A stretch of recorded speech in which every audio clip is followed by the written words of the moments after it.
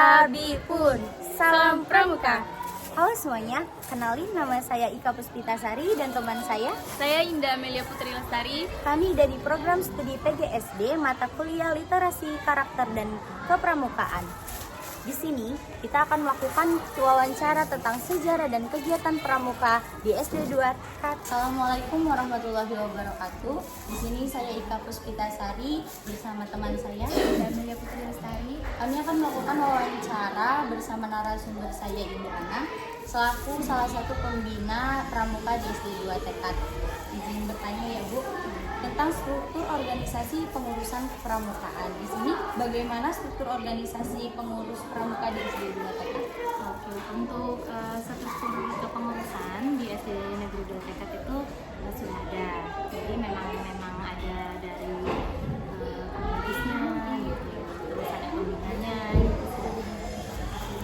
Siapa saja yang terlibat dalam pengurusan kayak pembina, ketua, sekretaris, serta Kalau untuk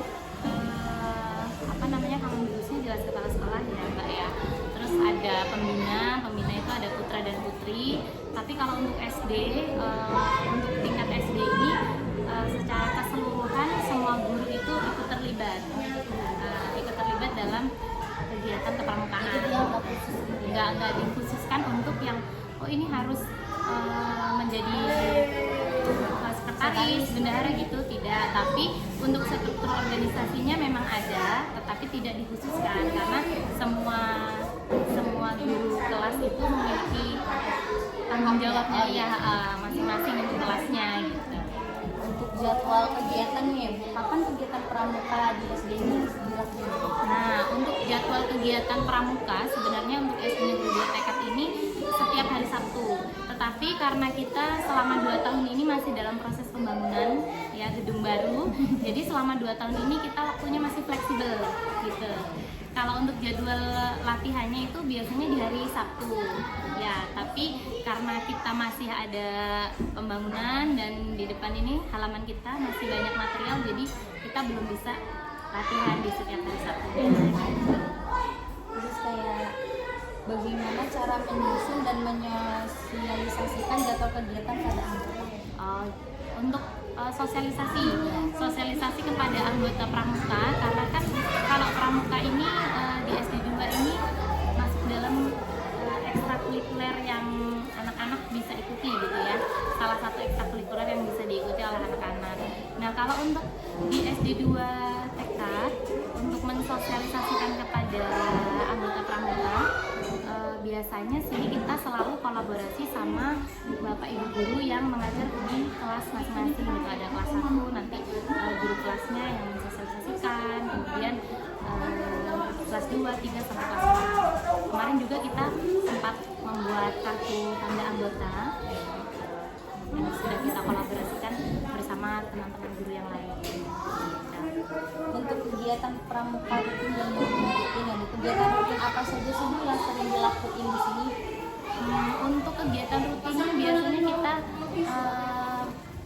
ini ya Mbak, kayak PBB, latihan upacara gitu, terus games namanya kan. Kalau di SD itu kita belum yang harus ini gitu, nggak yang materi terus gitu enggak, tapi kita ada gamesnya, ada latihan bersama, tapi sifatnya dia sambil bermain gitu.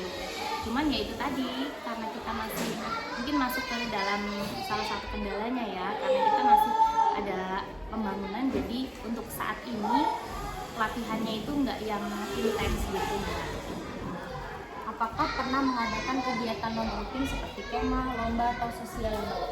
Oh ya, kalau untuk kegiatan yang nonnya, kita misal kayak kemah, kita baru mengikuti biasanya kayak yang hari pramuka.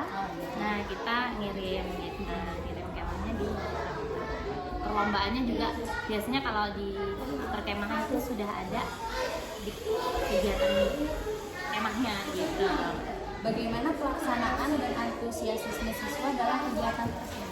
Kalau untuk anak-anak alhamdulillah sih ya, mereka senang, mereka terlibat secara aktif meskipun tidak semua ya, karena kan kalau kemah hanya dipilih saja gitu ya, nggak semuanya ikut kemah gitu. Tapi bagi peserta yang mengikuti kemah, ya mereka antusias gitu. Jadi sarana dan prasarana ya Bu, apa saja sarana dan prasarana yang dimiliki untuk menunjang kegiatan pramuka? Kalau sarana dan prasaranya untuk saat ini ya kita jelas kita punya halaman ya seharusnya untuk latihan, tapi untuk sementara memang masih untuk pembangunan, jadi ya itulah salah satu sarana dan prasarananya. Kemudian kita ada, kalau untuk kemah itu punya tenda lah, beberapa tenda, kemudian apa lagi ya Mbak ya, banyak lah ya, kayak struktur organisasi gitu ya, terus misal kayak kita apa, buku panduan untuk materi pramuka gitu. Tapi untuk kondisi dan ketersediaan itu gimana Bu? Atau kayak kurang? Kayak untuk kayak kan kalau tenda kayak tenda tadi. Kalau tenda cukup sih Mbak. Cukup ya. Untuk alat-alatnya juga Alat-alatnya kayak tongkat itu kita punya. sudah cukup semua ya Bu. Apakah ada kendala dalam penggunaan atau pemeliharaan fasilitas tersebut? Sebenarnya untuk kendala itu tidak ada yang secara ini ya, maksudnya kendala dalam perawatan itu tidak yang signifikan gitulah ya. Tapi dalam artian karena mungkin sekarang ini kita masih kondisi di sekolah kita untuk penyimpanan sih biasanya memang penyimpanannya, karena posisinya kan kita ini masih ada pembangunan di sekolah, jadi terkadang masih ada mungkin tempatnya gitu ya Mbak ya kalau untuk latihan. Tapi kalau untuk tongkat kita punya gitu, untuk biasa latihan PBB kan pakai tongkat gitu. Pasti kan ada sistem penilaian ya Bu di kegiatan pramuka. Bagaimana sih sistem penilaian dan kegiatan pramuka di sekolah? Kalau untuk penilaian di kegiatan ekstrakurikulernya, kalau untuk ekstrakurikuler kan kita kembali ke wali kelas masing-masing untuk input itu ke nilai rapot gitu. Nanti dia ngeceknya di kehadiran gitu ya, kehadiran, keaktifan gitu. Nanti masuk ke dalam di rapot itu biasanya ada ekstrakurikuler, nanti dimasukkan pramuka anak ini ikutnya apa, ada ekstrakurikuler di SD2 kan ada banyak ya Mbak, salah satunya pramuka, kemudian drum band, kemudian ada juga karate gitu ya, ada. Apakah ada catatan kehadiran, penilaian sikap atau keterampilan khusus tadi? Ada ya. Siapa yang bertanggung jawab dalam melakukan penilaian? Nah, kalau untuk tanggung jawab memasukkan penilaian itu jelas kepada guru kelasnya gitu. Guru kelasnya masing-masing untuk menginputkan nilai itu ke dalam rapot gitu. Adanya seperti itu. Oke. Untuk prestasi yang dicapai, maaf ya Bu, kalau ini apa saja prestasi yang pernah diraih? Apa kegiatan pramuka di SD Jadi kalau untuk prestasi yang pernah diraih oleh di kegiatan pramuka, alhamdulillah kita pernah menjuarai yang juara senam tingkat kuartir ranting, senam pramuka. Jadi waktu itu pas acara perkemahan, ya, kalau nggak salah setahun kemarinnya lagi gitu ya, itu juara 3. Oh. Pada tingkat apa prestasi tersebut kayak gugus depan, kuartir ranting? Nah, kuartir ranting. Kuartir ranting tadi. Selanjutnya apa tadi kita? Ini Bu, ada tantangan dalam kepramukaan. Oh masih yang terlibat tadi. Faktor apa saja yang mendukung keberhasilan tersebut? Kalau untuk faktor keberhasilannya jelas ini keterlibatan semua pihak ya Mbak ya, keterlibatan semua dewan guru, kemudian keaktifan dari peserta didik gitu.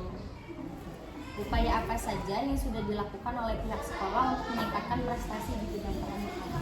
Untuk upayanya sekolah itu memberikan wadah ya, wadah untuk bisa berarti kemudian nanti dibimbing oleh para pembina, kemudian dewan guru. Untuk tantangan dalam kegiatan pramuka apa saja sih Bu, tantangan dan kendala yang sering dihadapi dalam pelaksanaan kegiatan pramuka? Nah, untuk tantangannya sendiri biasanya ini karena keterlibatannya ini melibatkan peserta didik. Nah biasanya ketika kita mengajar peserta didik kan tidak semua peserta didik ini langsung bisa ikut ya, maksudnya langsung bisa memahami, langsung bisa terlibat secara aktif. Nah mungkin itu menjadi tantangan tersendiri gitu untuk para pembina dan juga dewan guru yang lain. Ya, untuk itu mengatasinya gimana? Nah cara mengatasinya ya kita melakukan satu, kita pendekatan dulu dengan peserta didiknya ya, anggota pramukanya. Kemudian kita cari tahu bagaimana cara atau gaya dia dalam belajarnya atau gaya dia dalam latihannya ini sukanya seperti apa sih, atau harus serius terus atau harus ternyata nggak yang serius gitu kan, macam-macam. Namanya anak-anak masih SD ya Mbak ya. Terus dukungan apa saja yang dibutuhkan agar kegiatan pramuka dapat berjalan lebih optimal? Untuk dukungan yang jelas